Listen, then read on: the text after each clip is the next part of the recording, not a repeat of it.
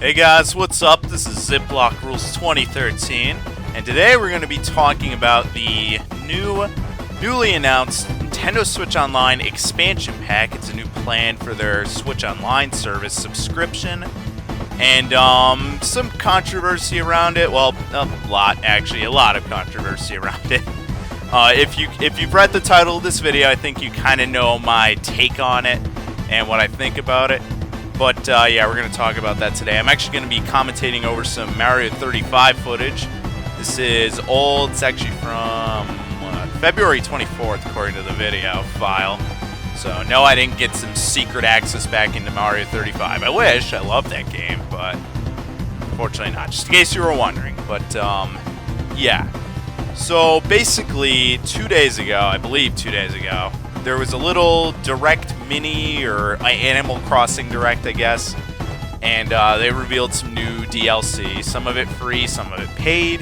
The paid part we'll get back to, and during that they announced the new Switch Online membership program that includes the Nintendo 64 game selection as well as Sega Genesis. However, they revealed that it will be bundled with the Animal Crossing DLC for $50 US, and there's no option to purchase a subscription with the N64 and Genesis games included with the NES and Super Nintendo. You can't purchase those without the Animal Crossing DLC, so you either have the $20 subscription, and these are individual prices, by the way. You either have the $20 subscription or the $50 subscription. There is no cheaper option to have the N64 and Genesis games, which is the main thing people are upset about, and rightfully so. That is a lot of money to ask for N64 and Genesis games. That a lot of people that are going to want to buy this don't really care about Animal Crossing. And by the way, you can purchase the Animal Crossing DLC separately for $25.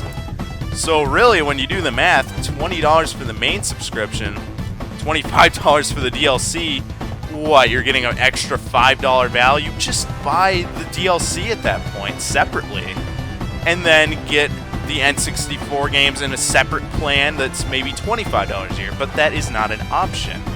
And that is where the main controversy is from. This is a terrible value, and this is a horrible idea on Nintendo's end. And it's not like an honest mistake. No, they are doing it to make money, for sure. And, yeah, it's really scummy. Like, the games that they're adding on the N64's end, at least, they're mostly pretty good games. Some of them I haven't played. Personally, I was never really interested in the expansion pack anyway. By the way, the name expansion pack, if you ever opened up the top compartment on an N64, that little red pack, not the jumper pack, the red one, that's what the expansion pack is. It's just feeding on nostalgia, basically. That's all this really is just nostalgia baiting people. Grew up in the 90s, grew up with these consoles, and yeah, that's mostly what it is. But personally, I already own most of the N64 games that are going to be here on cartridge. So personally, I never really cared, but even on the Genesis end, a lot of those games, some of them at least, didn't really look to be heavy hitters or games that really anyone talks about. They didn't even include the original Sonic the Hedgehog. Sonic 2 was on there. Somehow they left out Sonic 1. Not sure how you do that. I'm not sure how you accidentally do that, but yeah, nonetheless, people are mad. And it was outrage on Twitter all day yesterday and the day before. And it was honestly hilarious. Like, I don't think I saw anyone with an opinion agreeing with Nintendo. They didn't just have an army of hate coming after them. And I think most people are in unanimous agreement. This is bad. It's not a good value. It's pathetic. As the title of this video suggests, it's pathetic. And Nintendo needs to do better. And I don't know, man. Like, it's just anti-consumer. Like, they just want to make money. At the end of the day, Nintendo's a corporation. Obviously, they just want to make money. But it's just so scummy how they're going about it. And there's only one way you can really change it, is to vote with your wallet. But I don't know. It's Nintendo, so a lot of people are just going to blindly support it, I feel. And that's not a good thing. But, yeah, a lot of people, there are some people who are trying to defend it on Twitter. Some people said, oh, look at all the games you get. Really, it's not. You're not. Look, $20 for the main subscription. For NES and Super Nintendo games, the online portion is not a factor. That was originally free. Nintendo doesn't need money to keep that afloat. They don't even have servers. It's peer-to-peer. You're using your own internet to connect to other people's internet. So let's just throw out the internet portion. You're paying $20 for NES and SNES games. That's not a $20 value. And you're renting them, by the way. You're not purchasing them or anything. So really, the N64 and Genesis really should just be clumped in there for $20. The only way you could possibly even try to defend $50 price tag, maybe if you include Game Boy Color and Advance, DS, maybe 3DS, GameCube, and Wii, maybe you can talk a $50 price tag then. Even then, that $40 would be fair for that. It's just overall a terrible value. I don't know. Not many people, like I said, not many people are really arguing in favor of this. Like, it's pretty unanimously agreed, at least on Twitter. Like, I know Twitter doesn't always represent the majority. A lot of people like to think it does. It doesn't. I mean, that's probably a good thing. That's probably a good thing sometimes. But, yeah, I don't think there's many people that are going to be behind this. And there's only one way you can really stop them from doing this, is to not support the Switch Online expansion pack. The only other argument I really saw in favor of it was someone said, oh, well, back in the day we used to rent games from Blockbuster for $5 a week and you'd keep them for like 3 days. Like, yeah, okay, Blockbuster was a fucking scam back in the day. Of course that wasn't a good deal. And of course Switch Online's a better deal. Just being better than Blockbuster doesn't make you good. Okay? Like, that's a pretty low bar to set. I'm sorry. Like, you can be nostalgic for Blockbuster all you want. I am too, but that doesn't mean just, oh, I'm better than Blockbuster. Whoopee. It's like saying I'm better than a crappy freezer pizza. I ate Domino's. Okay, that's still pretty shitty pizza. Like, it's just, no. People who are arguing for this generally don't have any valid points. It's pathetic what Nintendo's trying to do here. And, I don't know if we really have a chance at getting them to turn it around. A lot of people are just going to buy this, let's face it. And by the way, I don't even remember if I mentioned, if you have the family plan, normally the family plan's $40. It's going to be $80. If you have the family plan with the expansion pack, which is actually technically a better deal than if you get it with the single membership, because that's actually like 150% increase, I think I saw someone say. I don't know the math off the top of my head, but technically if you have the family plan, it's a better deal. It's still not a good deal. Don't buy it. Don't support it. You're feeding the fire, essentially, if you support this. And no judgment, but if you want Nintendo to turn this around and be more pro-consumer, if you can even call Switch Online pro-consumer in any way, then vote with your wallet. Don't support the Switch Online expansion pack, and I don't know. Maybe you'll see Nintendo change their mind. I don't think you will, but yeah, I don't know. That's my basic thoughts on it. It's an absolute joke. Like I said, $50. In order to justify that, you'd have to have basically every Nintendo platform prior to maybe the Wii U available on the service. For $50, maybe that would be good. But I mean, just for having N64, Genesis, NES, SNES, and not even all the good games from those systems.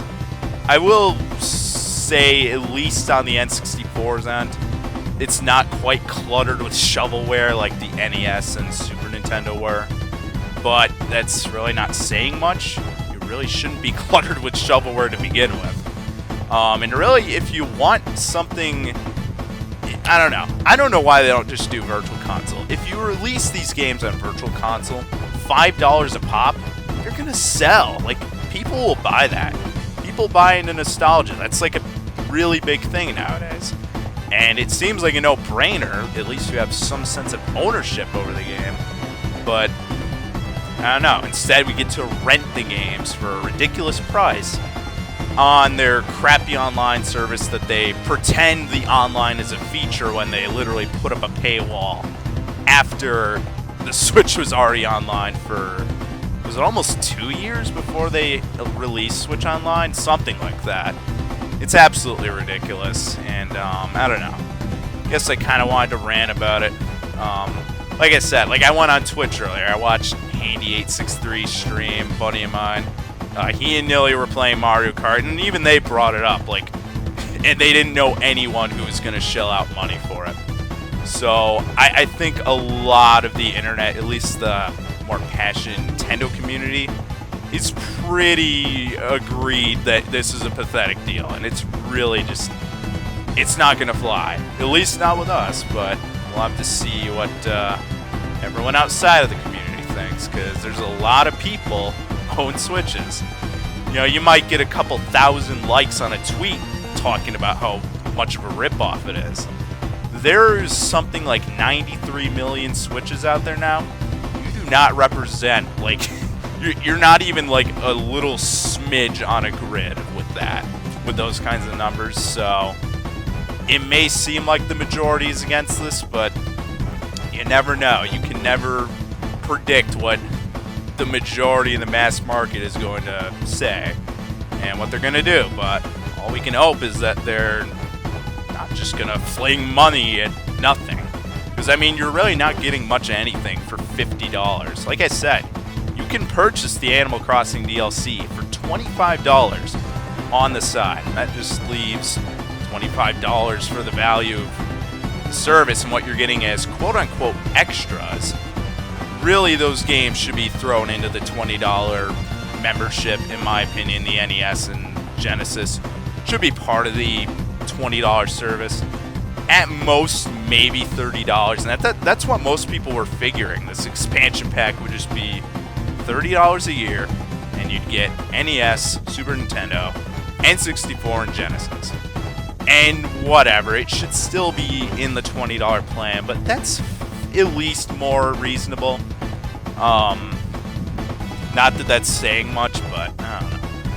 It's really scummy what they're doing, and hopefully we can get them to turn it around, but I don't know. Do you have any confidence in that, or do you not? Do you think this is just going to go through and that they're just going to go over with this? Let me know in the comments. I'm not really sure what to think about it, but I would love to hear what you guys have to say. So that's really all I've got on this. I just wanted to rant for a little bit, and if you weren't in the loop, then just keep you up to date on things.